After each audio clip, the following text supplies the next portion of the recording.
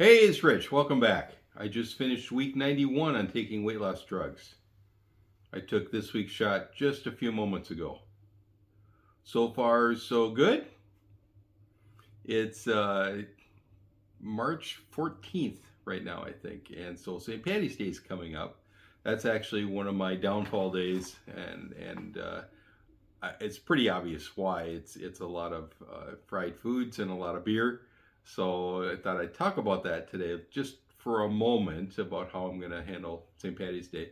One way I could handle it is the way you handle things when you get old. You just don't partake anymore. You just say, I'm not interested in. You watch your Murder, She Wrote, and then you go to bed. I'm not quite that old, although I can watch a lot of Murder, She Wrote. But instead, there's just a couple of changes that I'm going to make, and if I wanted to have a traditional St. Patrick's Day meal, I could make some changes, and it wouldn't be quite so traditional, but it would be pretty good, and it wouldn't be fake, right? So one of the things is you have corned beef and cabbage, and typically you get a really big fatty piece of meat and you cook it with cabbage, and so cabbage is good for you, right? I mean, that's not bad. But then you have this big honking portion of it, and then you go back for seconds and maybe thirds. And then of course you have to have potatoes with it, and maybe not even boiled potatoes, but just fried potatoes and maybe French fries and all the other things that go along with it. A lot of fried foods. When I think of St. Paddy's Day, I think of a lot of fried foods, and that's probably because I'm at a bar, and that's the kind of food they serve there. So fried French fries and fried pickles, and all the anything that's coated, battered, and deep fried. And I guess coated and battered, same thing. Well, I don't know. I'm at a bar. Who knows what I'm doing? And then of course it's the beer, right? You drink a lot of beer, and you can have one or two pitchers of beer, and at that point now you really blown past any kind of caloric limits that you may have set for yourself for the day.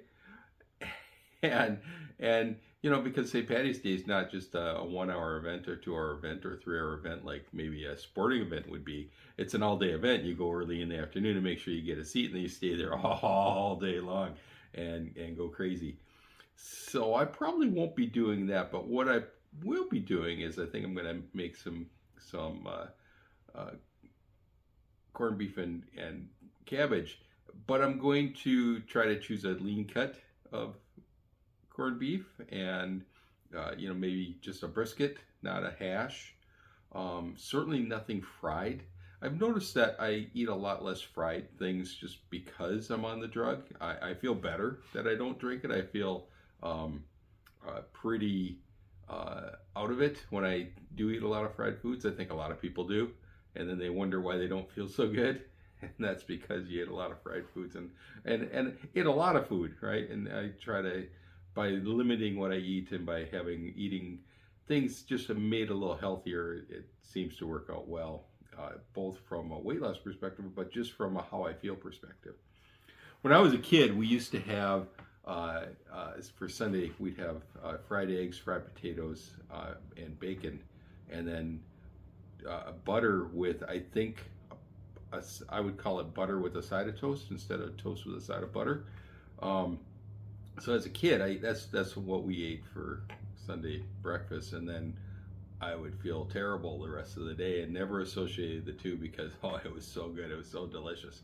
And then talking to family members, they all said the same thing. It's like, yeah, I didn't feel good after that. It was like too much grease. Everything was cooked in bacon grease. The eggs were cooked in bacon grease, and the potatoes were cooked in bacon grease, and the bacon was obviously cooked in bacon grease. And then the only thing that wasn't cooked in bacon grease was the butter with the side of toast, and there you would sop up the bacon grease on your plate. So yeah, probably not the best thing. And why, I wonder why I'm on this drug. Maybe some poor eating as a kid wasn't the best route for me, but that doesn't explain everything. I could have fixed that long ago. Anyhow, so that's what I'm going to do. I'm also going to try to eat. I'm planning to eat some vegetables and some other vegetables, maybe some broccoli and some things like that, along with maybe I'll make a stew out of it, so some carrots and some peas and some beans, green beans, and then finally eat some fruit too. So I typically will reserve some room for. I love the strawberry fluff. I've talked about it before. It's just some strawberries and some water and some protein powder, and then some. I use monk fruit as my sweetener, but you can use any sweetener you want, and you just mix it in the blender, or I use a food processor for at least 2 minutes, probably 3 minutes. It goes 3 or 4 times the size and volume. It gives lots to eat without eating a lot of calories. It's it's not calorie dense at all. So that's what my plan is for St. Paddy's Day, and I won't be drinking any beer. If I drink anything, I'll try to drink water, and more likely soda, and sugar-free soda, and that's what I'll finish it off with, and that will be my St. Paddy's Day. I hope you have a good St. Paddy's Day too. Anyhow, let's talk about something a little more fun. How do you tell if an Irishman is having a good time?